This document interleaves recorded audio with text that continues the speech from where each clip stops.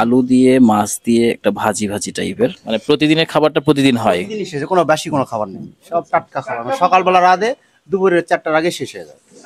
ভালো খাবার। Hello everyone, আমি আজকে আপনাদেরকে নতুন একটি হোটেলে নিয়ে আসছি। এটা নওগাঁর বইপট্টিতে অবস্থিত এবং আপনাদেরকে দেখাবো এখানে কি কি পাওয়া যায়। এবং দুপুরবেলা আমি আসছি, এখন বাজে আমার ঘড়িতে 1:30। তো চলেন একটু সামনের দিকে যাই। এই হোটেলটার নাম হচ্ছে হোটেল বাগানবাড়ি। নামটা যেরকম, আমি দেখি ভিতরে লোকেশনটা কেমন। চলেন একটু সামনের দিকে যাই। এখানকার পরিবেশটা আপনাদেরকে দেখাই, একদম গ্রামীণ পরিবেশ। অনেকে দুপুরবেলা খাওয়া দাওয়া করছে, আপনারা দেখতে পাচ্ছেন। তো ভাই, এখানে কি রেগুলার খান? হ্যাঁ, রেগুলার খাওয়া দাওয়া হয় এখানে। আচ্ছা, আপনার বাসা কি এখানে? না, আমি এখানে জব করি বেসিক ব্যাংকে। আচ্ছা আচ্ছা, ঠিক আছে, রেগুলার খাওয়া দাওয়া করেন। হ্যাঁ, regular। তো খাবারের মান কেমন? মোটামুটি ভালো, বাড়ির খাবারের মতো। আচ্ছা, পরিবেশটাও কিন্তু একদম সুন্দর দেখতেছি, মানে গ্রামীণ একটা পরিবেশ। আচ্ছা, বাগানের মধ্যে সবকিছু। হ্যাঁ, নামেও বাগানবাড়ি। হ্যাঁ। এখানে দেখতে পাচ্ছেন অনেকে খাওয়া দাওয়া করছে। এখানে কি কি আইটেম পাওয়া যাচ্ছে আমি আপনাদেরকে একটু দেখাবো। তো দেখতে পাচ্ছেন এখানে সামনেই, এটা রুই মাছ না ভাই? রুই মাছ আলু সিদ্ধ করে এটা ঝোল করা হয়েছে।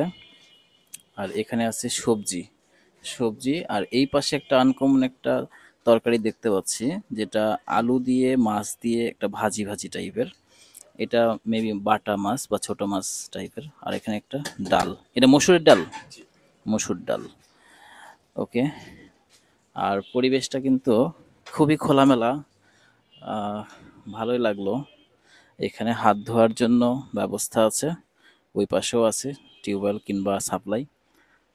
আর পুরা এরিয়াটাই হচ্ছে একটা গ্রামীণ পরিবেশ। সোজা কথা, গ্রামীণ পরিবেশে খাবারের ফিল পাওয়া যাবে। এখানে একটা আমের গাছ, অর্থাৎ গরমের দিনও খুব একটা গরম লাগবে না, খোলামেলা পরিবেশ। নামটা বাগানবাড়ি। এখানে কি কি আইটেম পাওয়া যাচ্ছে এবার আপনাদেরকে দেখলাম, প্লাস আরও কথা বলে জানাবো। বাগানবাড়ি হোটেলে এসে গরম ভাতের সঙ্গে অর্ডার করলাম আলু কুচি করে এই যে মাছের যে তরকারিটা, সেটা দুটাই ছিল একদম গরম গরম, তাই এটার কম্বিনেশন ছিল পারফেক্ট।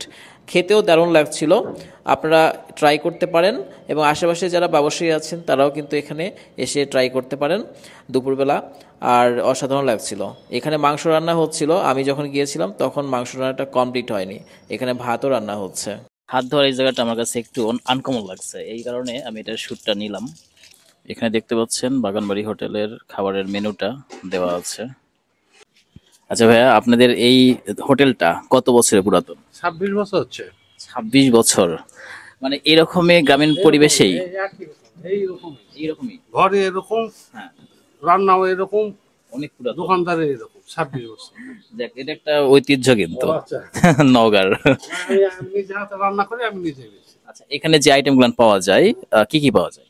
এখানে যে মুরগি, খাসি, মাছ, ডাল ভর্তা, সবজি।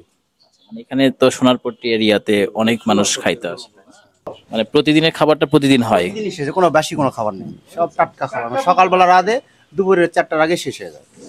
ভালো খাবার খুব, মানে ঠান্ডা খাবার খুব, কোনো মানে মিডিয়াম খাবার। মানে 4টার মধ্যে খাবার শেষ। 4টার মধ্যে। যারা রেগুলার এখানে খাওয়া দাওয়া করেন তাদের জন্য আসলেই এটা একটা গ্রামীণ পরিবেশের মধ্যেই এই হোটেলটা। তো সবাই একবার ট্রাই করবেন, যারা এখানে রেগুলার আশেপাশে চাকরি বাকরি করেন কিংবা ব্যবসা বাণিজ্য করেন তাদের জন্য এটা আমি পার্সোনালি সাজেস্ট করব। আর একবার এসে খেয়ে দেখলে আপনারা বুঝতে পারবেন খাবারের মানটা কেমন। ওকে, সবাই ভালো থাকবেন, আমাকে ফলো দিয়ে পাশে থাকবেন। পরবর্তী কোনো ভিডিওতে দেখা হচ্ছে। Tata, bye bye.